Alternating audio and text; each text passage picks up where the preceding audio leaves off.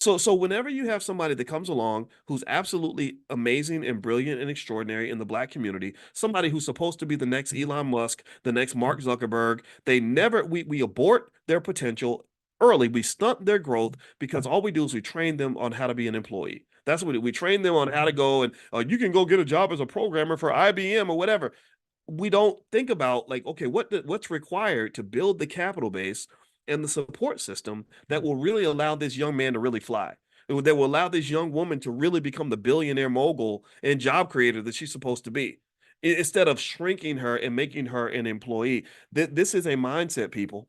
And we got to shift the mindset. This is why we hired psychologists and therapists in the Black Business School, because you need some damn financial therapy on a major, epic, surgical, emergency level. Like, it is a crisis stage. It is crazy that millions of our people are gonna die with a net worth that is lower than that of a newborn baby. This is crazy. It's preventable. It's simple, but it's absolutely ridiculous. We should be embarrassed by this. And I'm not talking about just people that didn't go to school. I'm talking about the ones who went to school the longest. How in the hell did you go to school that long and put in all that effort and you hate your life, you're mistreated on your job, and your net worth is negative $25,000? Not That's not supposed to happen. That's not called building wealth. That's called losing wealth.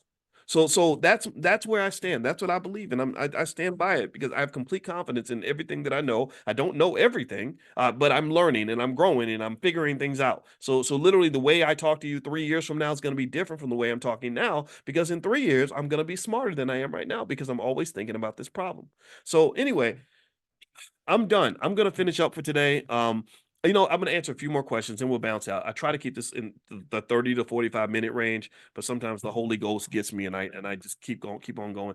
Adrena Broussard says, do you know anything about utilizing self-directed IRAs to buy property? There are ways to do that. There are rules in terms of how you use IRA money and 401k money. I would encourage you to maybe speak to whoever the banker is that's kind of helping you manage your IRA or your 401k or 403b or whatever it is, and make sure that you are minimizing the tax burden, because I know that there are special exceptions when you go buy property. If you use the money to make a down payment on a home, they give you a big tax break on that. Let's see, is Palantir a good stock for options trading? Asks Olivia. I don't think it is, but I don't have it in front of me, so I can't say for sure. If you want to see what we do in terms of options trading and all that stuff and income, it's a great way to make income.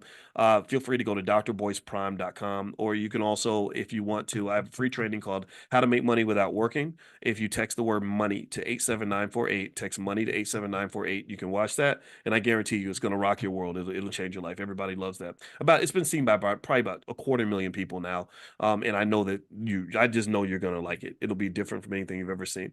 All right, so let's see. Paul Bacadney says, I have 3 young men working in my warehouse. I told them they must save and invest a portion of their earnings. Can I get some direction to facilitate this request? Yeah, what I do for the young people that work for me, I got a couple of young guys that work for me and a couple of young ladies. I do like a matching program, and I told them, now one of them is my son. Like, I married his mother, and so he's a son to me. And but he's not my biological son. He is a great dad. His dad's a great guy. We work together to raise him together. Anyway, the deal I made with him was like a matching program, and I said, every penny, I said, I'll be the bank of Boyce, and I'll hold your money. And for every nickel that you put in the bank of Boyce in a year, I'll double that money for you. So I'll give you a really good ROI. Now, obviously, you can't do that for everybody, but maybe you can do something else, some other type of incentive to maybe say, I'll add, a little bit to it. Like companies do that. Like they'll match, or they'll match up to a certain amount that you put in your 401k as an incentive to invest. So I encourage you to consider doing something like that with your kids or with anybody that you care about, to encourage them to save and invest. Because here's the thing. Um, a teenager who starts investing young and makes that part of their habit and makes that part of their natural flow, where they have the money automatically being pulled out of their account, is going to be drastically wealthier than most young people. Most young people don't really start saving and investing for retirement or anything until their maybe late 30s or even early 40s.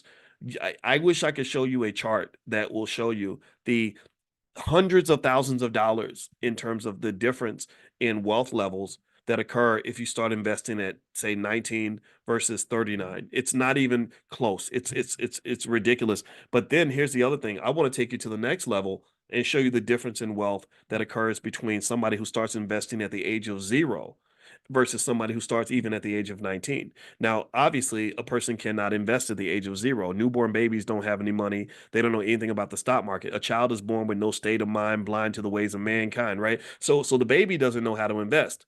That's where you're supposed to step in, because wealth building, true wealth building at the highest levels is a team sport. True wealth building at the highest levels is like a game of basketball. I cannot win the NBA championship playing by myself. I need to have teammates. So when it comes to economics, if you have no teammates, that right there explains a good 60% of why you ain't got no wealth.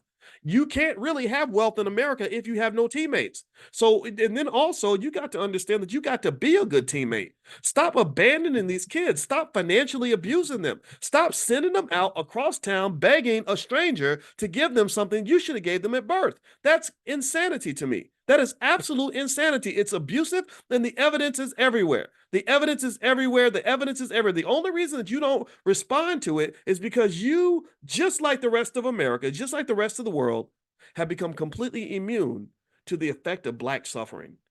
It ain't just racist people who don't think black people feel pain. You've seen those studies, right? Let me know if you've seen those studies where they say that a lot of white people believe black people feel less pain than other people. Anybody heard those studies? So I don't think it's just white people who think that. I think we think that. I think we do.